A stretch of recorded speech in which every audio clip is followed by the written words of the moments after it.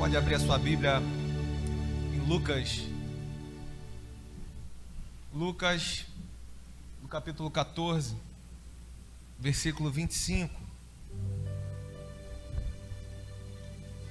Lucas 14, 25.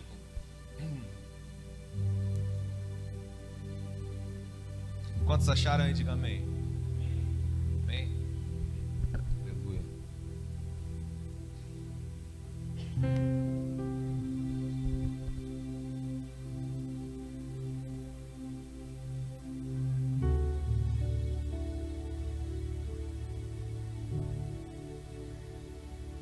Já soube que o culto da manhã foi uma bênção também, onde o nosso presbítero Luciano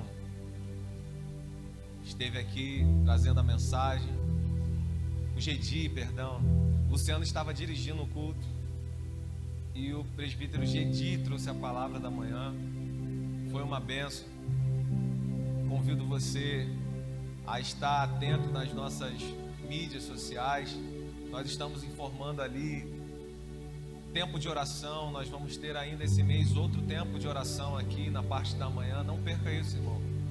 O Senhor tem manifestado realmente algo grandioso nesse tempo em que a igreja se encontra aqui, reconhecendo que só podemos nele. Então aqui nos arrependendo dos nossos pecados, aqui clamando, intercedendo pelos nossos familiares, amém? Aqui contando as respostas de orações atendidas, aqui os testemunhos edificando a nossa fé, a perseverarmos no caminho de rendição a esse Senhor dos Senhores. É um tempo especial. Então fica de olho lá. Nós vamos estar informando também aos nossos cultos, quinta do avivamento. Quinta-feira que vem agora voltamos à quinta do avivamento. Semana passada fizemos na quarta, por causa da data do Salomão do Rei. Quantos estavam aí no Salomão aí? Foi bênção, né? Foi muita bênção aí. Mas quinta que vem a gente volta, quinta do avivamento. E você que veio aqui hoje, que está nos visitando, eu queria só te conhecer. Se tiver alguém nos visitando aqui, levanta uma das suas mãos assim. Você é um visitante aqui nessa noite? Tem alguém aqui que está, 1, 2, 3 pessoas? Tem mais aí? Está aqui nos visitando? Só levanta assim uma das suas mãos, eu não quero te constranger, te colocar de pé. Amém? Tá com vergonha, minha irmã, né? Fica com vergonha não. Vou pedir só para você cantar um louvor pra gente, pode vir aqui? Não. Se escondeu demais, né? Seja bem-vindo, meu irmão. Seja bem-vindo, meu irmão que está lá atrás, a minha irmã que está aqui, amém? Essa é a casa do nosso Senhor e você é muito bem-vindo em nosso meio. Nós ficamos muito felizes de verdade com a tua presença aqui nessa noite. Você está num lugar, numa igreja, ao qual é uma igreja chamada família, e você faz parte dessa família em Cristo Jesus, amém? Glória a Deus, louvamos pela sua vida aqui nessa noite. Glória a Deus. Glória a Deus. A minha irmã que chegou aqui, ó, já está trazendo gente, né? Já está. Chegou agora, tem 3, 4 semanas e aí já está. É um impacto, irmão. Você vê que na Bíblia todo mundo que encontrava tinha uma experiência com Jesus. Todo mundo é muita gente, né? Mas a maioria tinha uma experiência com Jesus. Aí Jesus falava assim: ó, não fala nada. Essa pessoa fazia o quê? Aquela mulher do poço, aquele cego, aquele que levantou lá, não fala nada. Essa pessoa saía fazendo o quê? Mas falando para todo mundo: eu fui curado, o Messias está ali. Porque é impossível ser impactado com essa presença e ficar calado. Às vezes nós, crentes mais antigos, é que precisamos ter reaquecido no nosso coração o desejo de estarmos trazendo pessoas para estar conhecendo esse Jesus, apresentando a esse Senhor.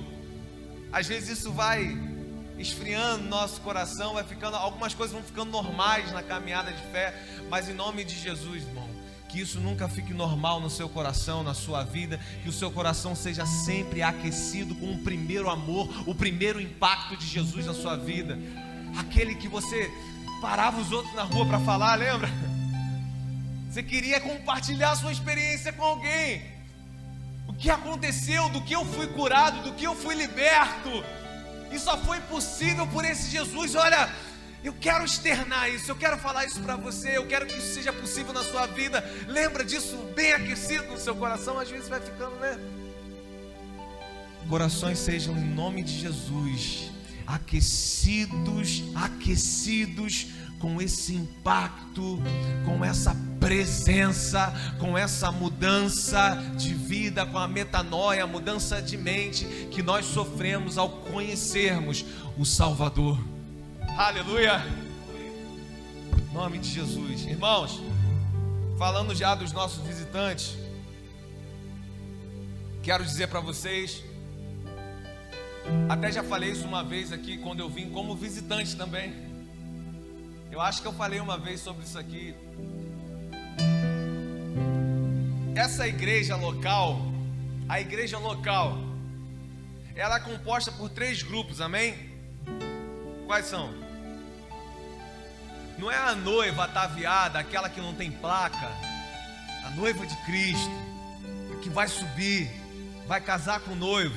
Eu digo a igreja local, essa aqui, o SEI, Itaboraí, a Metodista, a Assembleia, aqui, tem 3 grupos aqui, e um grupo nós já conhecemos hoje. Um desses 3 grupos são os visitantes, amém?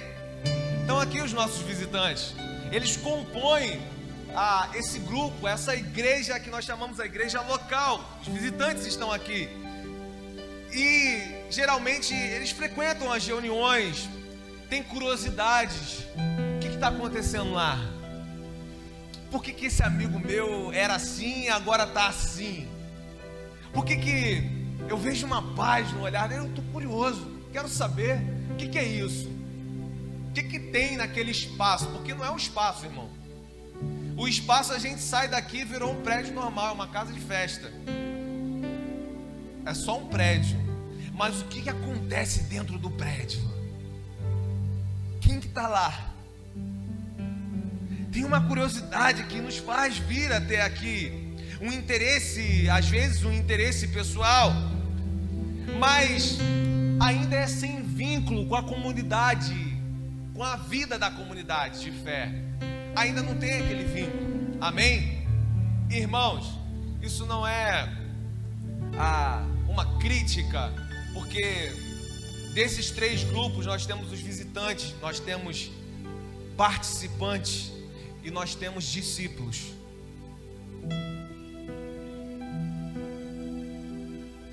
Eu já sei, Jefferson, que o discípulo é a parada.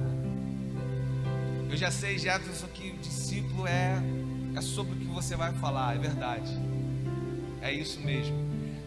Mas eu quero te dizer que todo discípulo um dia foi um visitante, um dia foi um participante. Então tem problema eu ser um visitante, Jefferson? Não, porque todo discípulo um dia visitou. Todo discípulo um dia só chegou a ser discípulo de Jesus porque essa curiosidade fez dele um visitante. E aí ele deu um passo e agora ele é um participante. O participante, além das reuniões de domingo, das quintas do avivamento, eles frequentam algumas atividades da igreja. Nós nos reunimos, por exemplo, nas terças-feiras nós estamos em célula. Estamos nas casas dos nossos irmãos sendo discipulados de perto. Amém? Porque igreja é isso. Igreja é a gente poder tocar no outro e dizer: irmão, eu estou com você nesse momento de angústia, de aflição. Eu tenho uma palavra de Deus para a sua vida. Não é no culto aqui que a gente vem e depois não tem ninguém. Não, tem pessoas andando conosco, amém? Igreja é isso. Igreja, a gente está junto no partir do pão, na doutrina dos apóstolos. Aleluia! Estamos juntos para celebrarmos os momentos felizes também. É isso. E o participante, às vezes, ele está em atividades da igreja também, ele vai além das reuniões, mas ele ainda tem uma motivação, às vezes, de buscar os próprios interesses. E isso não é um relacionamento no amor que Jesus deseja, porque quando ele fala aos Coríntios, lá naquele grande poema muito conhecido, ele diz: o amor, o verdadeiro amor, ele não busca os seus próprios interesses.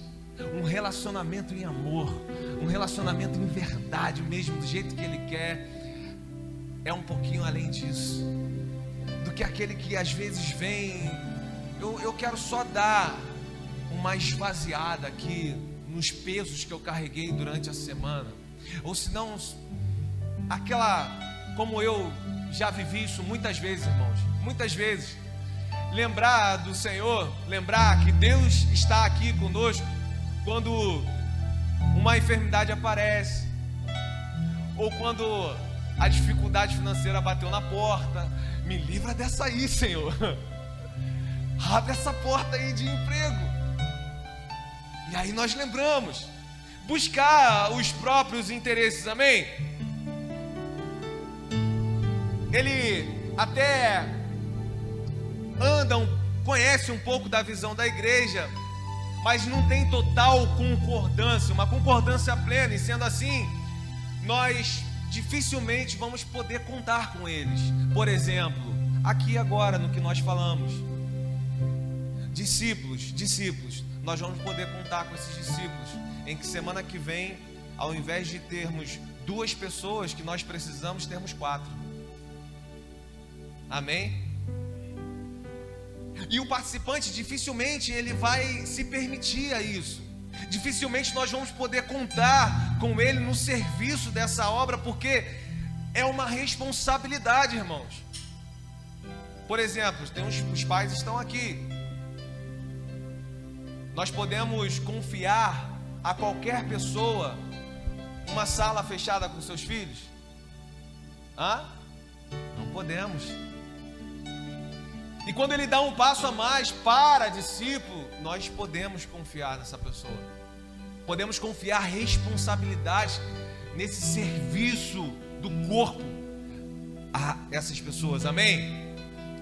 E algumas, geralmente, elas são arredias com um comportamento, quando a gente fala de um nível pessoal. O que é isso, Jefferson? É o discipulado. Pessoas que até gostam do que acontecem aqui de noite, no meio dos louvores, quando cantam louvor, mas não se permitem serem tocadas. Porque se a gente está junto para passar momentos de angústia, de aflições, irmão, a Bíblia diz que o amor do Senhor, na repreensão, ele expressa o amor dele também por nós. Amém? Então, quando o coração é só de um participante, geralmente ele não se permite ser tocado. O que é ser tocado, Jeff? Ser tocado é assim: o Silvio está ali e o Silvio prega numa noite aqui, e o Silvio fala alguma coisa que não foi uma coisa que não condiz com a Bíblia, ou sobre aquele contexto que estava naquele versículo, enfim. E aí eu chego para ele: pô, irmãozão, aconteceu isso aqui. Não vou ouvir. Eu não acho que seja assim. Pô, irmãozão, a conduta. O Silvio e a Priscila são líderes de nossos jovens aqui. Tivemos uma conduta assim. Não. Pessoas que não ouvem. Amém? Não permitem serem tocadas. Elas não entendem que isso não é uma repreensão e humilhação. Pode até acontecer, mas aonde você está, num contexto de igreja bíblico, sempre uma repreensão vai ser para te tirar de um lugar de aprisionamento, vai ser para te tirar de um lugar aonde você ali naquele lugar está plantando coisas que no futuro vão fazer você sofrer consequências pesadas. E quando nós entendemos isso, olha, isso é em amor para a minha vida, Isso é para que meu casamento dê certo. Isso é para que eu cresça no ministério. Quando nós compreendemos isso, nós não temos dificuldades no discipulado. Que aquilo, o Senhor, quem que coloca líderes, quem que coloca pastores, lideranças sobre as nossas vidas, irmãos? Romanos 13. Quem? Essa pessoa que às vezes nós fugimos dela, é exatamente a pessoa que Deus colocou na sua vida para você ser moldado para tudo aquilo que Ele quer manifestar sobre você. É difícil ter amém, né? Mas essa é a verdade. Quando nós entendemos isso não é algo que está me humilhando, isso é cuidado e amor de Deus sobre mim. Tudo muda, irmão. A ótica, ela começa a mudar. Amém? E nós vamos ter os discípulos. O discípulo, no grego, ele significa aprendiz. Olha aí. Quem tem dificuldade de aprender, geralmente não vai ser discípulo. Quem não tem humildade para aprender, vai ser difícil, não vai, irmão? Essa é a origem da palavra. E se a gente quiser ir mais profundo nessa origem no Novo Testamento, significa aquele que segue. Discípulo, aquele que segue. Essa era uma relação bem comum no mundo antigo.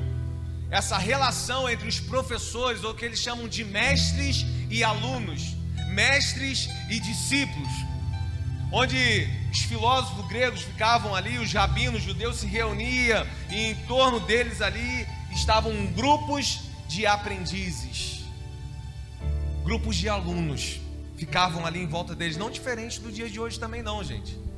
No dia de hoje acontece a mesma coisa. Os formadores de opiniões estão aí. E olha que Jesuicidência, porque eu não acredito em coincidência. Olha como acontece também nos dias de hoje. Se na raiz e lá no mundo antigo, a discípulo é aquele que segue, hoje um dos maiores... O Instagram é o quê? Não é um aplicativo, é o que é o Instagram? É a rede social. Uma das maiores. Quando fala, aquelas pessoas estão projetando ideias ali, ou através da sua vida falando de filosofias, como nós estamos falando de filósofos no mundo antigo. Quando elas estão passando aquilo ali, tem pessoas que estão vendo da mesma forma e estão em volta delas da mesma forma, e inclusive elas são chamadas de seguidores. Aquele que segue acaba se tornando discípulo. Aqueles que estão seguindo modos, costumes, ainda também nos dias de hoje, os valores que são passados ali e que acabam influenciando o mundo, amém? Como era lá nesse mundo antigo que nós estamos falando. E em diversos momentos nós somos desafiados a seguirmos comportamentos, esses tipos de valores de muitas outras pessoas, amém? E são muitos valores ou falsos valores passados ali. Por exemplo, a gente pode falar de infidelidade, de sensualidade, de mentira,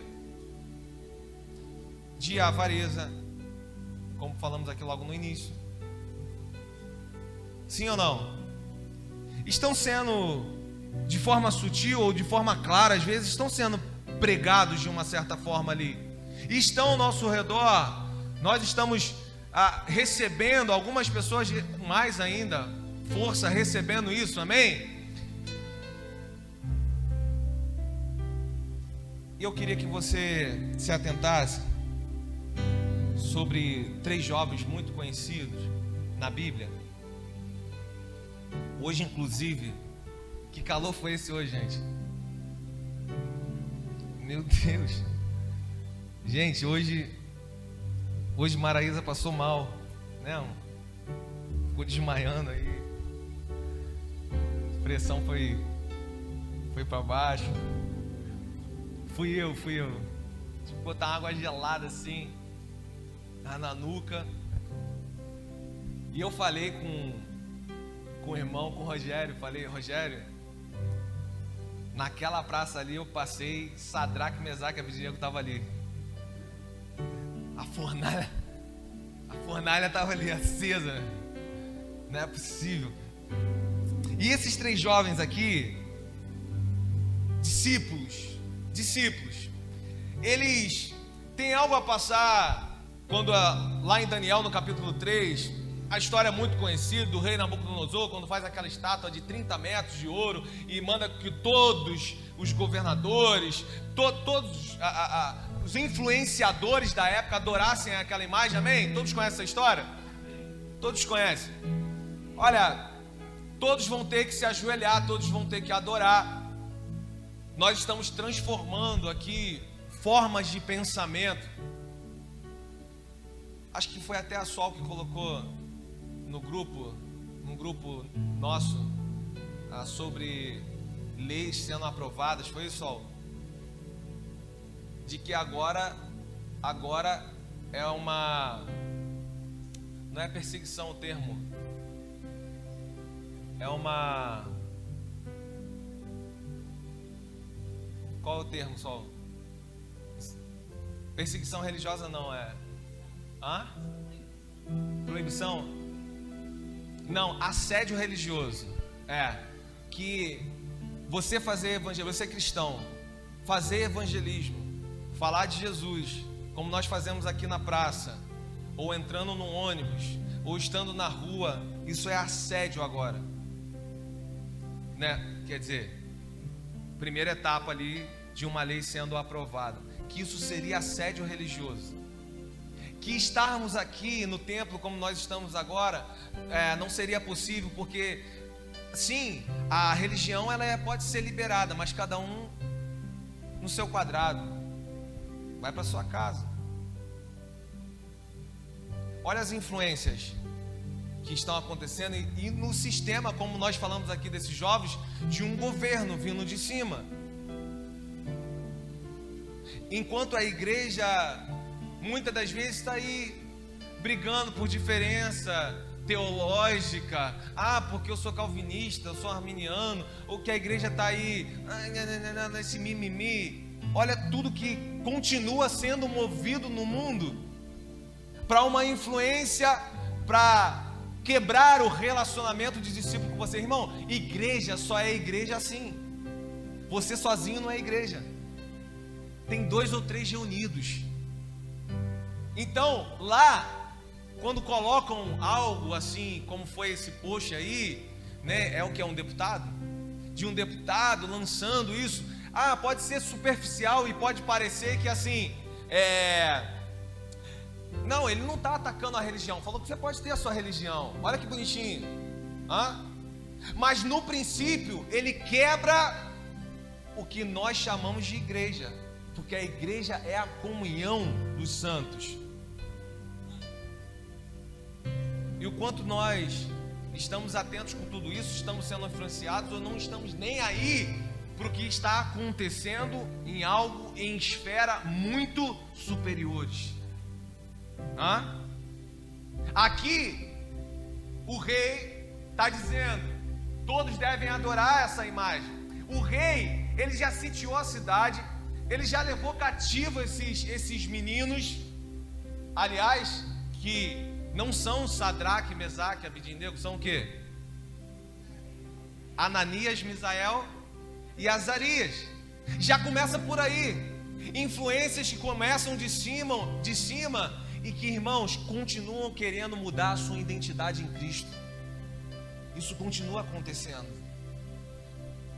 Eles são levados cativos para lá, agora eles têm que servir aqueles homens que invadiram a cidade, que levaram mulheres, famílias, tiraram pessoas de lá, que houve, sim, em certas ocasiões, brutalidade.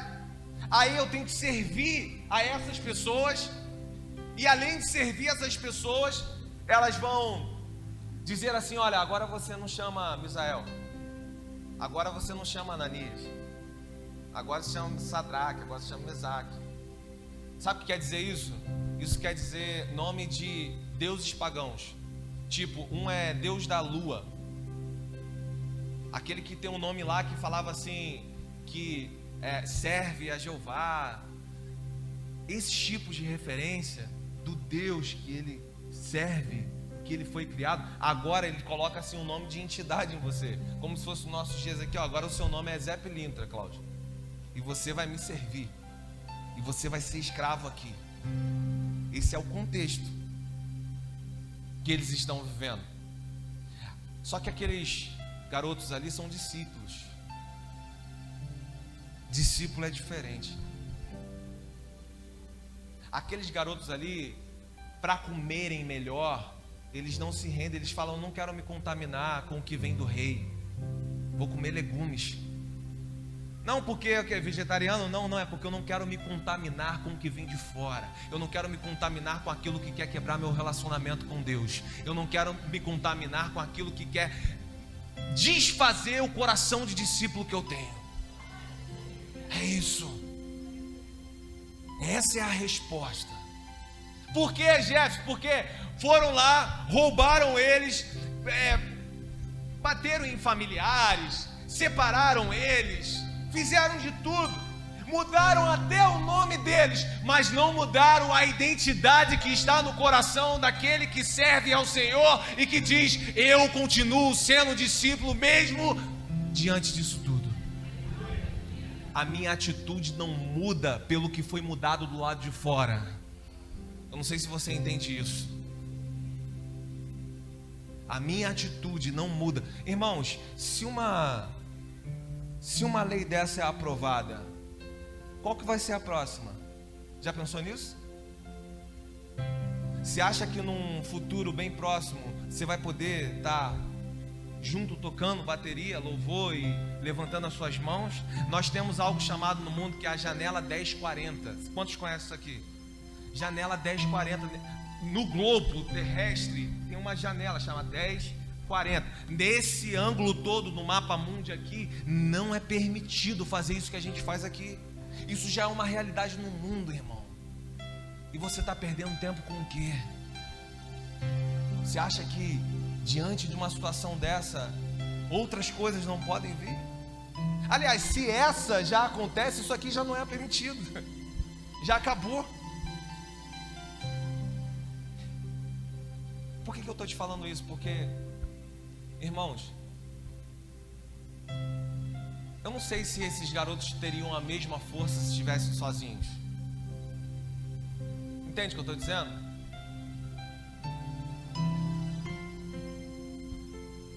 Não sei.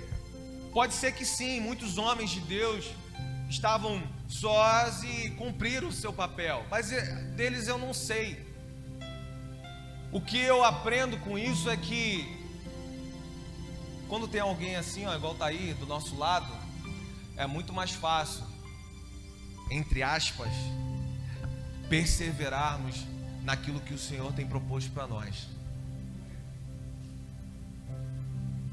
Pelo menos se não for fácil, se fácil for o termo errado, é muito menos doloroso. Amém? Eu aprendo muito com eles nessa parte em que nós falamos sobre ser discípulo, principalmente porque depois disso, esses homens vão lá, eles não se dobram diante dessa imagem. Aí tem alguns, sempre tem uns fofoqueiros, né, no meio. Vão lá e falar para o rei: olha, aqueles homens que o Senhor escolheu aí, que trabalham aí com você, aqueles homens ali não se dobraram não, e estão aí, estão com você no governo, estão cheios de moral, olha aí, não se dobraram. E parecia que o rei gostava mesmo deles, porque já era para matar, mas ele dá mais uma chance. Só que ele dá mais uma chance e fala assim: olha, só que agora está aquecido quantas? 7 vezes mais. A fornalha está aquecida 7 vezes mais. E ele faz uma pergunta assim: e quem é o Deus que pode te livrar das minhas mãos? Que pergunta errada, irmão. É uma típica pergunta de quem não conhece esse Deus ao qual nós servimos. Quem é? Sabe o que acontece, irmãos? Você que não conhece a história, eles não se dobram de novo. Eles entram. As pessoas que vão jogá-los dentro da fornalha, essas pessoas morrem. De tão aquecida que ela está. As pessoas que vão jogar, elas caem, morrem. E eles ficam vendo. E aqueles 3 garotos estão lá. E eles não morrem. E eles estão passeando pela fornalha. E agora ele vê, meu Deus, a gente lançou 3, mas eu estou vendo 4. Tem um 4º homem com eles na fornalha. E eles não se machucam, eles não... nada. E eles saem dali. E aquele rei reconhece o Deus de Sadraque, Mesaque e Abednego. Aquele rei, olha, ninguém fala mais desse Senhor. Agora, qual é a principal atitude de discípulo aqui, Jefferson?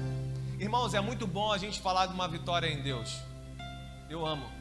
Todos nós amamos falar algo que nós fomos fiéis no Senhor e vimos o 4º homem dentro da fornalha e não sermos derrotados, queimados. Amém? É maravilhoso. Só que o maior testemunho de discípulos que eles dão aqui está no verso 17, ao qual ele diz assim, naquela pergunta que o rei faz: quem é o Deus que pode te livrar das minhas mãos? Eles respondem assim, olha, responderam Sadraque, Mesaque e Abednego ao rei: Nabucodonosor, quanto a isso, não necessitamos te responder. Já começa por aí, irmão. Eles estavam falando com o rei, irmão. Eles estavam falando com alguém que tinha toda a autoridade para matá-los ali agora, naquela hora.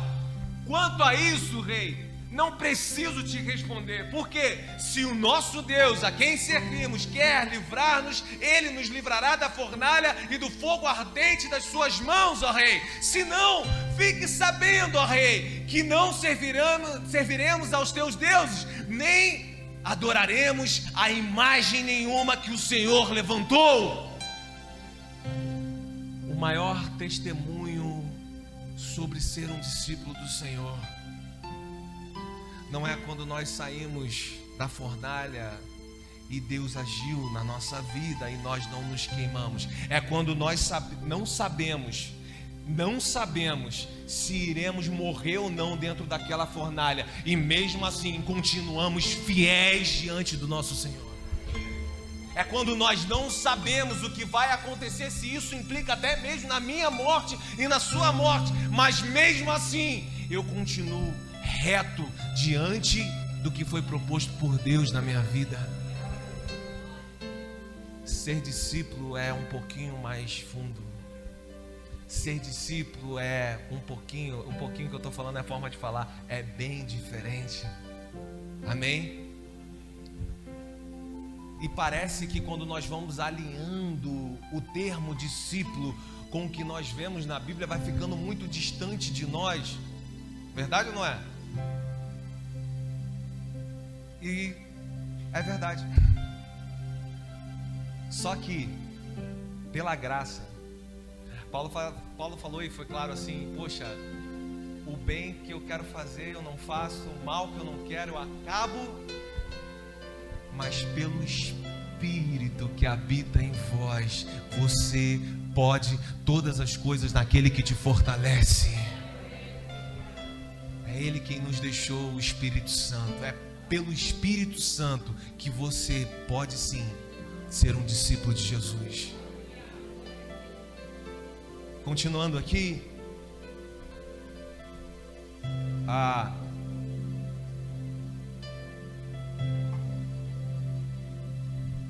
importância desses amigos e não estarmos sozinhos quando nós estamos com esses amigos que professam a mesma fé que você professa, que acredita no mesmo Deus que você acredita, que tem a mesma ótica espiritual que a sua ótica espiritual. Esses amigos, essas pessoas, elas vão te ajudar a recusar aquilo que quer quebrar esse relacionamento com Deus na sua vida. Sim, vão estar ali, vão ser esse apoio sobre toda a influência que nós sofremos, continuamos sofrendo, para que venhamos a deixar de sermos discípulos aprovados pelo Senhor. A própria Bíblia em Eclesiastes vai dizer, olha, é melhor serem dois do que um. Por quê? Se um cair, tem alguém para estender a mão, tem alguém para te levantar. É melhor andar com alguém, é melhor ter alguém que conheça o mesmo Cristo e o mesmo Jesus que você conhece. Ah, não, eu tô ali, mas eu tô ali para ser luz. Eu tô ali para evangelizar. Perceba nessa relação quem que está sendo mais influenciado. Se aquela pessoa, primeira pergunta que eu te faço, aquela pessoa que você pensou aí agora, ela está aqui no culto com você? Hã? Não. Aquela amizade, ela te deixou mais fervorosa no Senhor? Não. Ela fez com que você tivesse mais interesse em ler a palavra? Ela professou palavras que edificaram a sua fé? Hã? Não. Ela pelo menos no contato com você, se ela não tem nada disso, às vezes você falou assim, mas Jefferson, você esqueceu, ela não tem, tá? Ela começou a caminhar no mesmo princípio que você acredita? Perceba então nessa troca, quem é que está sendo ferido? Ser ferido é você que tinha algo tão puro com o Senhor já não ter mais. É você que tinha algo tão vivo com esse Salvador e agora de longe você quase que não o conhece. Veja o que foi alimentado ou mais alimentado nesse tipo de relação, porque esses três aqui ficaram juntos até o final. Vamos morrer todo mundo junto. Vamos entrar aí todo mundo junto. Por quê? Porque o Deus que eu dobro o meu joelho é só um. Ó Rei, não quero nem saber no que você manda ou no que você vai prejudicar na minha vida, mas diante desses deuses aí, eu não dobro os meus joelhos. Pessoas que estão alinhadas na mesma fé que você. Por que você está falando, Jefferson? Porque todos nós, irmãos, acho que já sofremos isso. Todos nós. Certas amizades que elas te sugam. Você começa até num propósito legal, fala, poxa, mas é uma dificuldade que ela está passando, eu vou orar pela vida dessa pessoa, eu vou falar de Jesus para essa pessoa. Mas perceba o desenrolar. Perceba se, na verdade, quando acontecem as fornalhas da vida, você acabou deixando de entrar, porque você agora já pensa de outra forma. Amém? As amizades que vão fazer com que nós tenhamos o coração aquecido no quanto nós somos esses discípulos do Senhor. Amém? Vamos refletir aqui em algumas áreas que Jesus fala sobre essa renúncia. Em Lucas,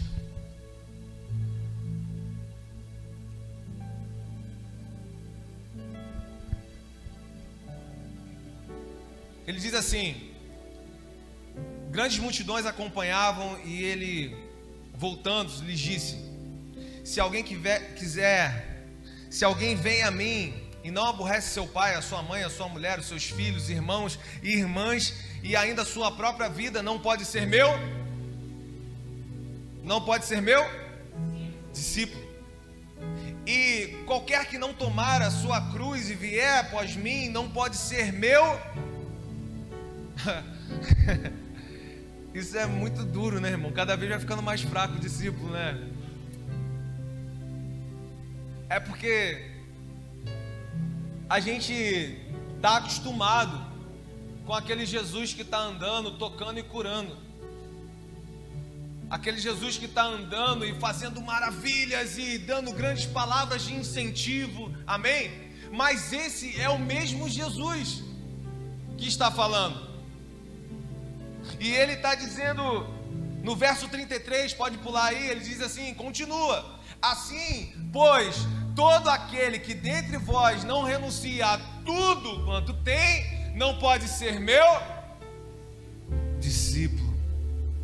O preço do discipulado é a rendição total a Cristo em amor. Primeiro ele vai dizer aqui que seja maior que a afeição à própria família, à própria carne da sua carne. Quando ele diz aqui no versículo 26 que não aborrece pai e mãe, aborrece ama menos. Quantos estão comigo aí? Esse significado aqui é ama menos, submeter tudo completamente, até mesmo a própria pessoa, num compromisso total com Jesus. É maior do que esse contato que nós temos e que amamos tanto, quando nós falamos de filho, quando nós falamos de marido, quando nós falamos de esposas, quando nós falamos de pais. Amém? A família é o bem maior que existe. Quantos concordam comigo? E por que Jesus manda renunciar?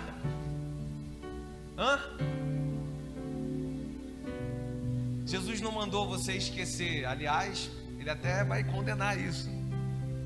Não é renunciar. Quando é aborrece, é amar menos.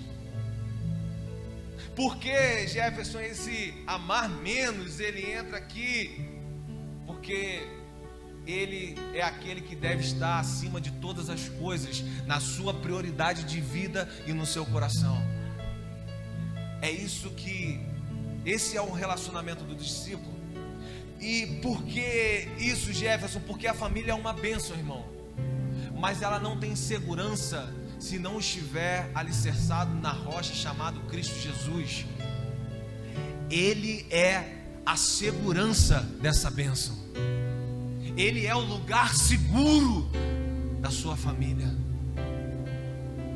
E se a família for maior do que ele vai deixar você conduzir da forma que você quer, para uma hora ele te mostrar que é melhor pegar toda a sua família que você ama muito e levar para a dependência total dele e no lugar de segurança dele, nessa rocha forte, nessa fortaleza que é o nosso Senhor. Amém? Às vezes isso fica meio mal explicado. Nós temos exemplos de renúncia que geraram bênção para a própria família. Por exemplo, Ruth. Por exemplo, Abraão. Entrega, renúncia que geraram bênção dentro da própria família. Como que Abraão foi aprovado por Deus? Entregando o seu próprio filho. Eu e você, esquece, talvez não faríamos isso. Sacrifica aí o seu próprio filho. Essa é uma aprovação de Deus, aprovação que chega até Abraão, e ele tem um ato de renúncia, de entregar o seu filho. O resultado foi que Deus lhe deu uma grande descendência. Ele pensou até que poderia ser, eu vou entregar, eu vou fazer e o Senhor vai ressuscitar o meu filho. Não, o Senhor proveu o cordeiro antes que o filho fosse morto por ele mesmo, e dali gera, nesse ato de fé, uma grande descendência a partir de Abraão. Irmão, a mão que ela não está aberta para entregar, ela não vai estar aberta para receber. Gravou isso? Quando nós falamos de discípulo, nós falamos de entrega e de renúncia. E olha aqui para mim, a mão que não está aberta para entregar, ela não vai estar aberta para receber. Ele entrega o filho e recebe aquilo que ele jamais imaginou. No ato de entrega, estamos tão acostumados e queremos sempre ganhar.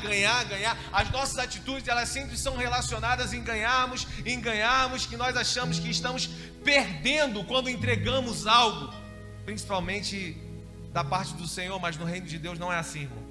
Quem está na projeção aí? Pedro? Me ajuda aí, Pedro. Quando os discípulos, Lucas 22, versículo 25, coloca aí. Se não for 25 a 25, aí. Isso aí está acontecendo, no reino não é assim, irmão. Preste atenção nisso. Quando os discípulos estão nessa parte, eles estão discutindo ali para saber ali quem vai ser o maior, quem parece ser o maior.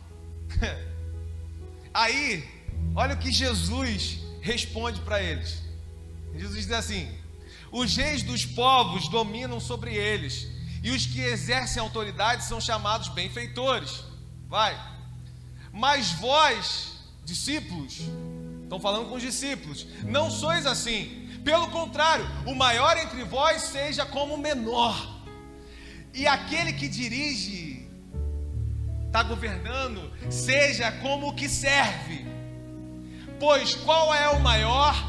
Quem está à mesa ou quem serve? Porventura, não é quem está à mesa? Pois no meio de vós eu sou como quem serve. A lógica do reino é diferente, irmão. Quer ser o maior, seja o menor. Quer ser aquele que dirige, que está sendo servido, então seja você o primeiro a servir.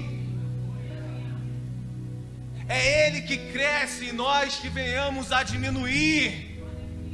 Na ordem de Deus, aquele que quer salvar a sua vida, aquele que fala, eu posso ir por aqui, eu posso ir por ali, eu posso fazer, ele diz, aquele que quer salvar a sua vida, Marcos 8, no versículo 35, perdê-la-á, mas aquele que entregar por amor a mim e por amor ao Evangelho, esse a salvará. A lógica é diferente. Entregamos em amor aquilo que nós não merecíamos e nem estávamos perto de ser e de receber da parte do próprio Deus. Ei, não é o que você entrega pensando no que você vai ganhar. Foca aqui em mim. Não é o que você entrega pensando no que você vai ganhar. Você só entrega porque você já sabe o que você ganhou. Não é de forma maliciosa. Olha, eu vou ter atitudes de discípulo porque eu quero receber aquilo ali na frente. Isso é malícia, irmão.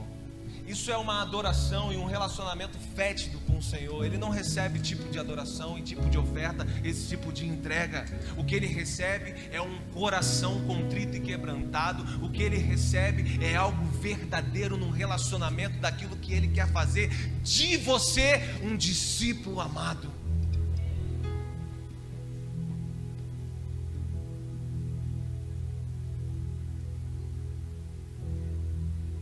João, eu falei isso aqui acho que semana passada. João, o apóstolo, nós lemos quando fala dele aqui, fala João, discípulo amado. Irmãos, não foram as pessoas que chamaram João assim. Foi João que falou que ele era o discípulo amado. Eu não sei o quanto que isso fala com você, mas de uma certa forma você pode pensar, poxa, esse cara era meio soberbo, né? Esse cara era marrento, hein? Eu sou o discípulo amado. No meio de 12 discípulos, eu sou o discípulo amado. Não, eu não quero saber se os outros estão pensando ser ou não. Eu não quero ser maior do que os outros não. Mas eu sei que eu sou amado por Ele. Eu sei que eu fui gerado para ser discípulo. Essa é a mensagem. Eu posso até ter os meus pequenos começos, os meus pequenos interesses, curiosidades a respeito desse Jesus, e eu posso até visitar, e eu posso até participar, mas lá no fundinho, irmão, do seu coração, se você não sabia, você está sabendo nessa noite, você foi gerado por Deus para ser discípulo amado do Senhor. Essa é a verdade. Aqui está aqui. Aleluia. No ponto número 2, versículo 27, ele vai dizer assim: e qualquer que não tomar a sua cruz e vier após mim, não pode ser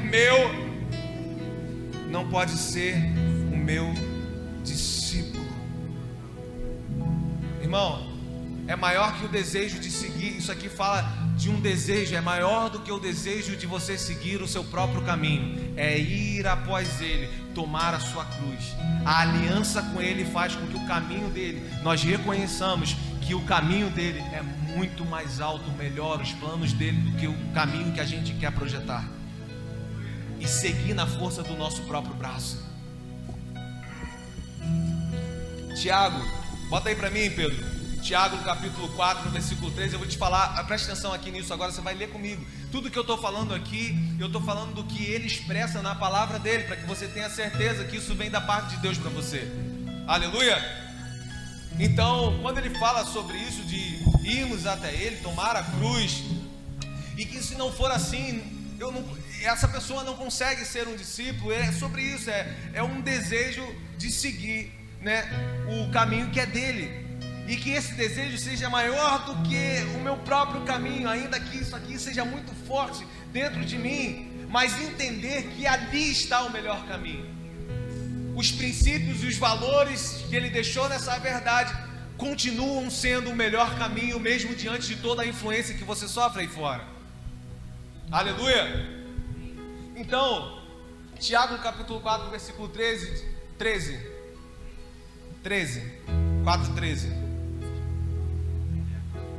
Diz assim: atendei agora, vós que dizeis. Preste atenção nisso.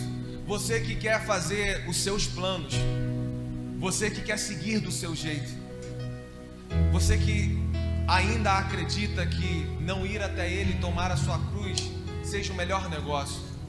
Essa palavra que está em Tiago, capítulo 4, a partir do versículo 13, diz assim: agora, atendei agora, vós que dizeis: hoje ou amanhã iremos para a cidade tal, e lá passaremos um ano, e negociaremos, e teremos lucros.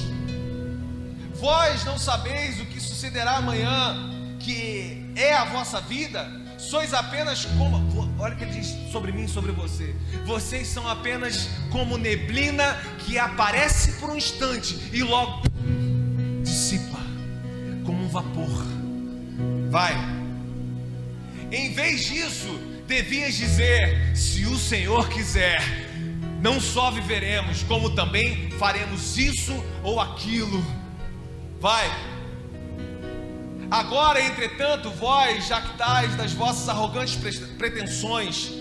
Toda jactância semelhante a essa é maligna. Continua. Portanto, aquele que sabe que deve fazer o bem e não faz, nisso está pecando.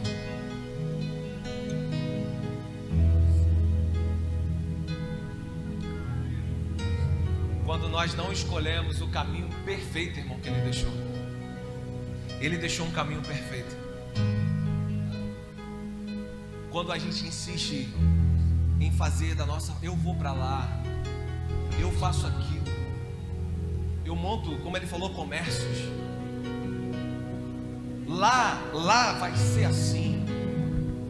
Com aquela pessoa eu posso isso.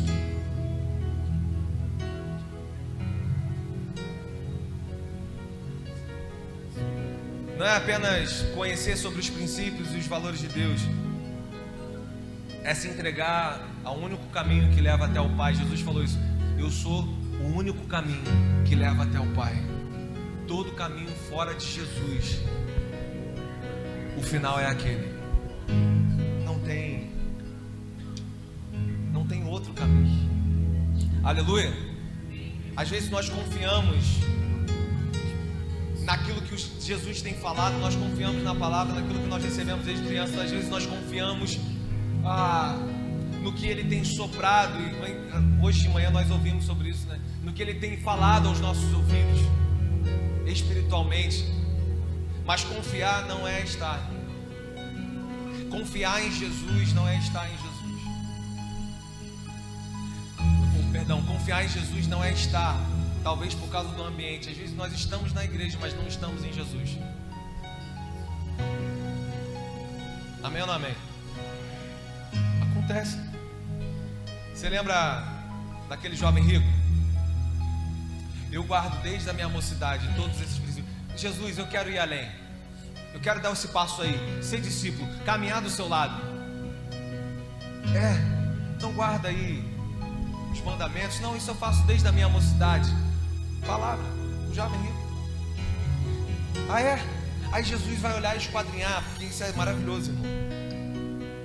Tem hora que a gente fala assim, vou romper com tudo mesmo, na força do poder do Senhor que está em mim.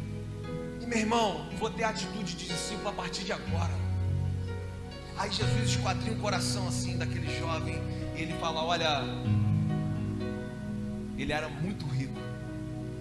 Compartilha lá o que você tem com os pobres, vende, oferta, vai e volta, já para andar comigo. Tudo que ele queria era andar ali com Jesus, dar aquele passo além. Só que quando tocou em algo que era maior do que Jesus, por que a gente fala lá no início sobre as posses e ser maior? Quando ele toca em algo que era maior do que Jesus no coração dele, ele fala, não, aí não. A história termina assim, muito se entristeceu o semblante do jovem. Por quê? Porque era um homem de muitas posses. Ou seja, esse nível de discípulo não. Me deixa aqui ainda como um participante. Tudo bem, mas não tem parte. A gente segue junto com os discípulos. Jesus começou e voltou a seguir o caminho junto com os discípulos.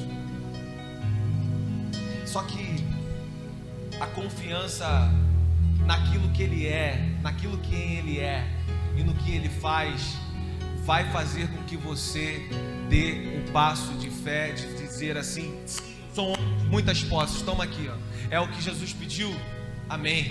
O que mais importa para mim, como aqueles jovens, é estar caminhando contigo, Jesus.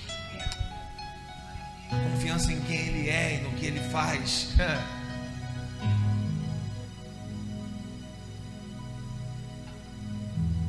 Terceiro ponto para nós encerrarmos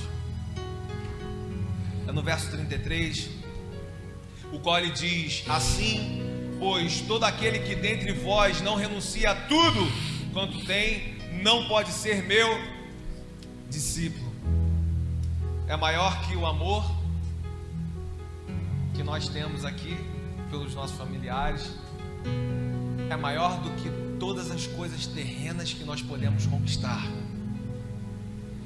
Tudo quanto tem. Jefferson, isso aí é ser miserável, é você não ter nada.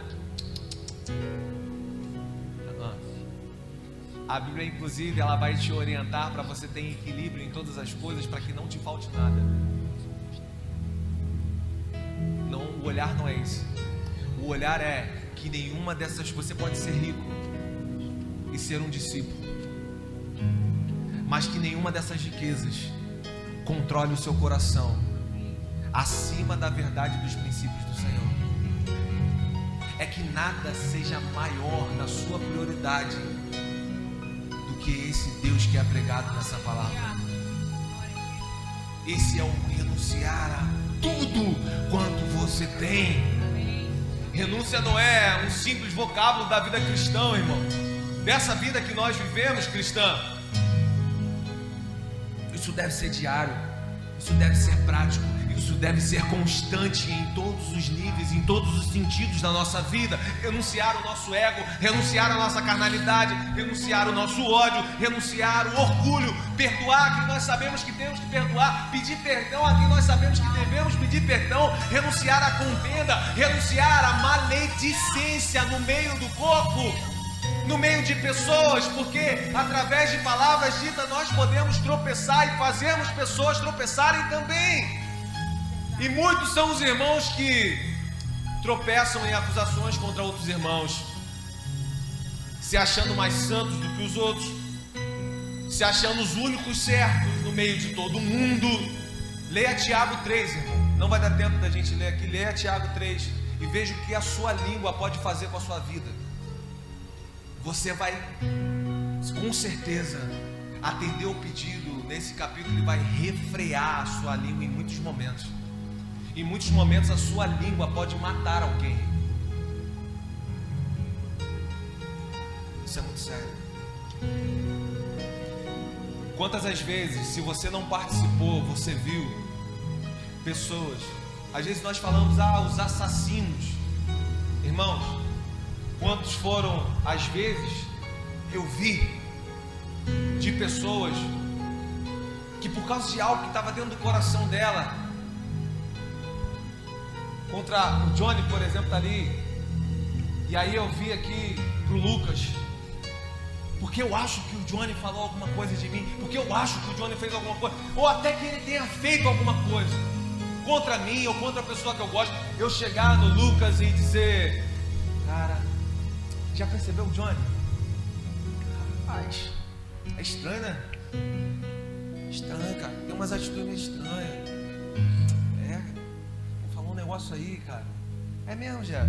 Pô, você acredita, cara, que ele fez isso. Eu matei o Johnny no coração do Lucas. Um assassino. Eu já vi pessoas que com esse ato aqui, que chegava no culto e falava com ela, abraçava ela passar direto e não olhar mais para aquela pessoa. Assassino. Se arrependa disso, irmão. Renuncia à maledicência na sua vida. Renuncia à fofoca na sua vida. Tem muitas renúncias que o Senhor tem falado aos nossos corações. Nós que somos discípulos de Jesus, que queremos ser discípulos de Jesus. Isso é o que, Jeff? Você está botando o dedo assim e ofendendo e obrigando? Não, é para você sair de uma condição pecaminosa, é para você sair de uma condição de morte na sua vida. É para você andar livre dessas acusações que Satanás vai insistir em fazer. Mas lembra o que você falou? Mas lembra o que você fez? Você não vai andar mais sobre essa opressão. Você não vai andar mais sobre essas acusações. Agora você estará livre no Senhor. Renunciar à maledicência. Renunciar à competição, irmão. Como que isso acontece dentro das igrejas? Irmão, toda competição, principalmente entre os discípulos, como nós citamos ali. Parece que eu sou maior, eu vou sentar do lado na glória, eu não sei o que. Discípulos, os discípulos estavam fazendo isso. Tem discípulo que faz isso aí, irmão. E outra coisa que eu quero te dizer, irmão, não é porque às vezes você tem algumas dessas falhas que você não é discípulo. Ali, quando ele falou, ele estava falando dos principais discípulos da Bíblia. Mas qual é a diferença do discípulo?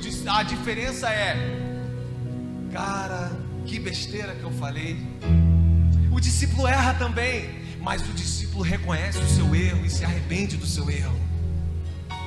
Essa é a diferença de um discípulo de Jesus. Muitas competições, como nós falamos desses irmãos que estavam ali, que nós lemos. E meu irmão, toda competição parte da inveja ou da soberba.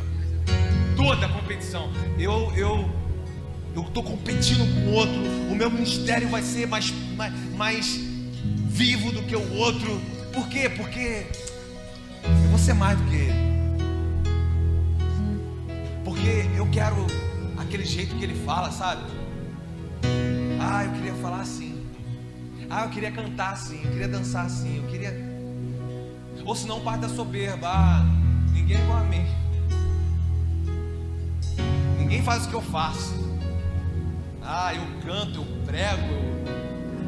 O Johnny já deve ter pensado isso. Eu canto, eu prego, eu danço. Johnny faz tudo, né, gente? E aí, uma competição, lança fora isso, irmão. Renuncia a isso. Renuncia a toda a competição que cria divisão no meio onde você está. Renuncia a toda a competição que existe dentro do seu coração e que promove divisão entre você no amor por seu irmão. Renuncia. Nós somos tentados todos os dias a colocar os nossos sonhos, os nossos projetos, os nossos desejos, famílias, os bens materiais em primeiro lugar, sim ou não? Todos os dias somos tentados a isso, irmão. A colocar os bens materiais, os projetos, os sonhos em primeiro lugar. Exatamente tudo ao contrário do que é ser um discípulo ao qual o próprio Jesus deixou estabelecido para mim e para você. Todos os dias essa tentação vem, bate na nossa porta. Essa é a verdade. Mas nós precisamos acordar para valores maiores, sabe por quê? Para nós encerrarmos, coloca aí Pedro, Mateus 6, 21. Por que nós precisamos acordar para esses valores maiores, Jefferson? Porque a resposta está em Mateus 6, no versículo 21. Porque onde está o teu tesouro, aí está também o seu coração. E eu termino perguntando: aonde que está o seu coração?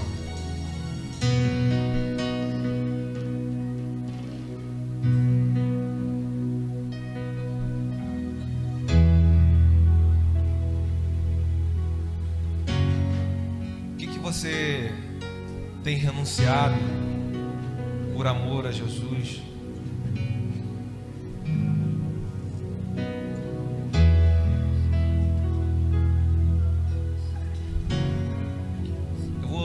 Fazer essa pergunta: o que você tem renunciado por amor a Jesus é o que Ele deseja que você renuncie?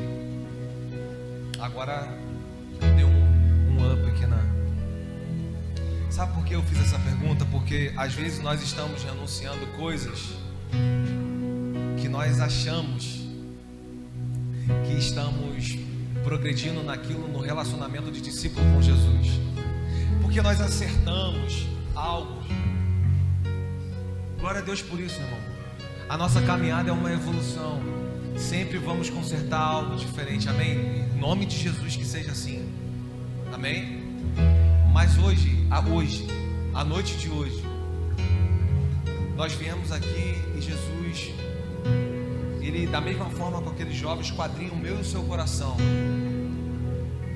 E quando Ele esquadrinha o nosso coração, você sabe exatamente aquilo que Ele já colocou em renúncia para você, e que muitas das vezes nós escapamos para um lado, escapamos para o outro, até melhoramos naquela coisinha aqui, mas nunca foi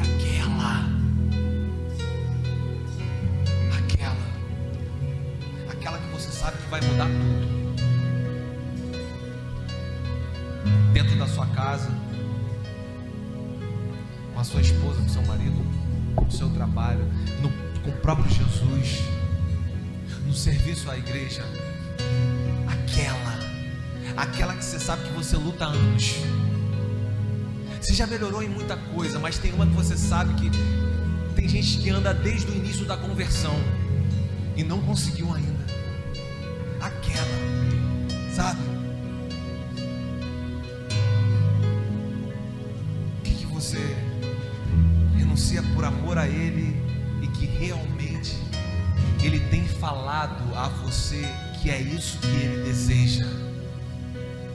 Minha filha, é isso que eu desejo, sempre desejei. Meu filho, é isso. Ele sempre te mostrou. O que foi?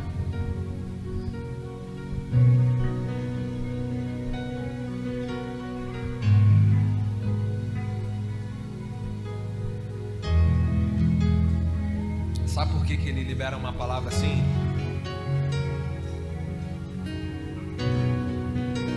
Nós temos pregado muitas palavras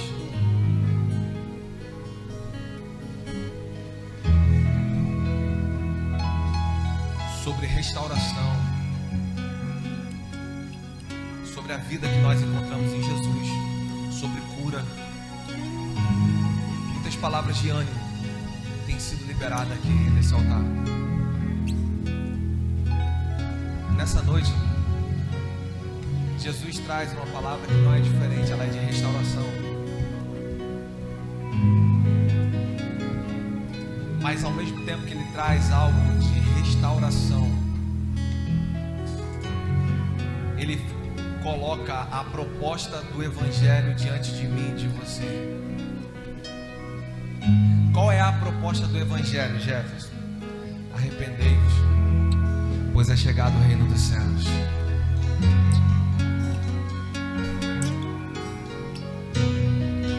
Choram serão consolados.